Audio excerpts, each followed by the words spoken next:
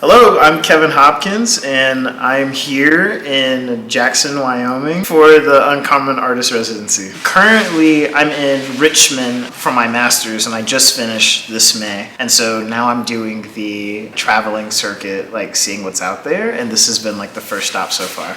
Primarily, I frame my work as soft sculpture with its foundations in painting, but soft sculpture framed as prophetic charms. A lot of my work now is grounded in a sort of ancestral lineage and connection to Gullah Geechee traditions and the low country of South Carolina. And so my practice kind of extends that into soft sculpture, into some installation and collaborative works, interactive ones. My work addresses an idea of Black expansiveness across the diaspora. What's inherent in the work is this kind of need to appear and present itself. I'm thinking more about how to deconstruct this idea of Blackness as a sort of monolithic ideal national experience. What are the things that as this global collective can we do to affirm and support and stand in solidarity with one another? I think of Blackness as being sort of rhizomatic. There is everything and there's ever accruing, ever unfolding. And so I try to specifically talk about ideas of Black masculinity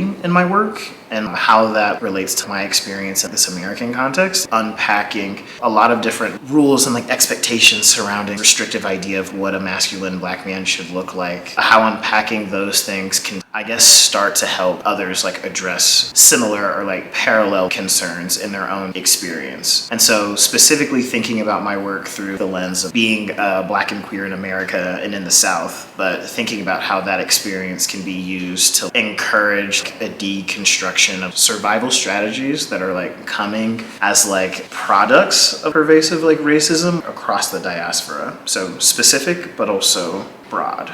In some of the works, fans are built into them. There are objects embedded that act as vessels of memory that are earrings or socks gathered from local Black households and stuff like that. And I'd say that for my work, I'm more interested in expanding on the desires of a local Black community and its sort of regional languages and thinking about how that shifts the work and how the work can move to a place and become site responsive because it's responding directly to the needs and desires of that space specifically. And so again, in those fan pieces, they're meant to be activated by local vocalists as they sing into the fans. The songs that are sung become reframed as desires that I'm talking about. And so I'm more interested to see how the work can become communal and activated communally. Thank you for having me. I'm excited about this opportunity that the residency creates to introduce these perspectives to the county and have people local to this area also be exposed to these other kind of specific experiences